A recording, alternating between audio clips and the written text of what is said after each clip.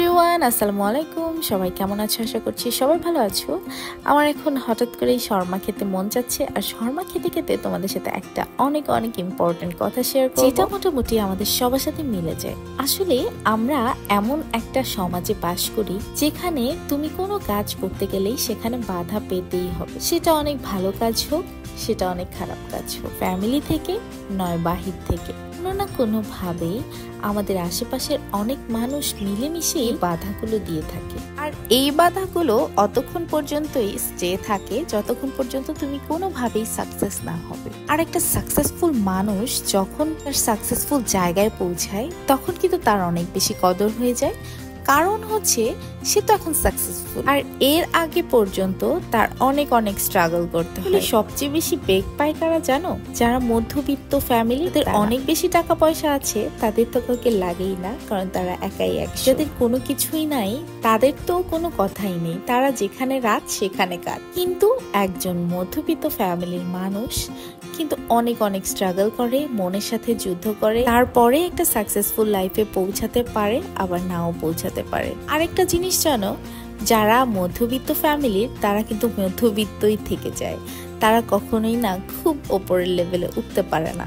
অনেক উপরের লেভেলে উঠতে গেলেই তাদেরকে অনেক মানুষ টেনে হিচড়ে নামিয়ে দেয়। তাদেরকে কেউ সাপোর্ট করে না একটু উপরের লেভেলে উঠানোর জন্য। এটা হোক তোমার ফ্যামিলির মানুষ, সেটা হোক তোমার এলাকার কিছু মানুষ। ছোটবেলা থেকেই দেখবা এই মধ্যবিত্ত ফ্যামিলির যে মানুষগুলো, এরা বেগ পেতে পেতেই বড় হয়। স্কুল, কলেজ, ইউনিভার্সিটি যত লেভেল আছে সব জায়গাতেই তারা বেগ পেতে পেতেই বড় হয় আসে। আর ফ্যামিলির মধ্যে যারা একটু আপার লেভেলে থাকে তাদের কাছে তো প্রতিনিয়তই ছোট হতে হয়, কারণ প্রত্যেকটা কাজে মধ্যবিত্ত ফ্যামিলির মানুষটাকেই ব্যবহার করে তারা আপার লেভেলে ওঠে। কিন্তু একদিন তারা সেগুলো ভুলে যায়। কিন্তু মনে রাখে কে জানো? সেই মধ্যবিত্ত ফ্যামিলির যে মানুষগুলো তারাই। আসলে কি জানো, একজনের দ্বারাই কিন্তু আরেকজন বড় হয়। তো আমাদের দেশের মানুষের কি মেন্টালিটি জানো? নিজে বড় হবে, অন্যকে হতে দিবে না। আসলে কি জানো, একটা মানুষ যখন অনেক কষ্ট করে একটা লেভেলে চলে যায় তখন কিন্তু ওই ভালো মানুষগুলোকে আর তার দেখতে ইচ্ছা করে না, কারণ তারা কখনোই তার সাথে ছিল না আর কখনো থাকবেও না। যাই হোক, আমি অনেক অনেক কথা বলতে বলতে আমার শর্মা বানানো শেষ হয়ে গেছে, আর আমার তো কিছুদিন পরপরই এরকম ফ্যাটি খাবার খেতে ইচ্ছা করে। তো এরপরে কিন্তু ঘরে বসে এভাবেই তাড়াহুড়া করে আমি কিছু একটা বানিয়ে খেয়ে ফেলি। আর তোমাদের ভাইয়ার তো খুব বেশি পছন্দ এই শর্মা, আর আমার হাতের মায়োনেজ তো তার খুবই পছন্দ। সে তো সবসময় চিন্তা করে যে সে একটা রেস্টুরেন্ট দিবে, যদি আল্লাহ কখনো আমাদের নসিবে রাখে তাহলে সেটার মায়োনেজ বানানোর দায়িত্ব নাকি আমাকেই দিবে। এইটা নাকি তার প্রত্যেকটা মানুষকেই খাওয়াতে ইচ্ছা করে। দেখো আমি কি সুস্বাদু ভাবে খাচ্ছি, আমার তো অনেক বেশি মজা লাগছিল, কারণ হঠাৎ করেই এটা আমার মাথায় এসেছে। আজকে যখন বিকেলবেলা আমি বসে বসে চিন্তা করছিলাম তখনই আমার অনেক বেশি খেতে ইচ্ছা করছিল, তারপরে ঝটপট করে বানিয়ে ফেলেছি। এই যে দেখতেছো আমি প্লেটারটা সাজাচ্ছি, এটা আমি খুবই স্পেশাল একজনের জন্য সাজাচ্ছি। এটা আমি এভাবেই দিব, কারণ হচ্ছে এটা শর্মার মতো এভাবে গোল করে দিলে যার জন্য বানাচ্ছি সে খেতে পারবে না। সে হচ্ছে প্রচন্ড পরিমাণে বৃদ্ধ একজন মানুষ, অলরেডি দাঁত নাই, তার জন্য কিন্তু আমি তাকে এইভাবে করে দিয়েছি। আর এখন আমি খাবো অনেক বেশি মজা করে। আমার যে শর্মাটা সেটা বানাচ্ছিলাম।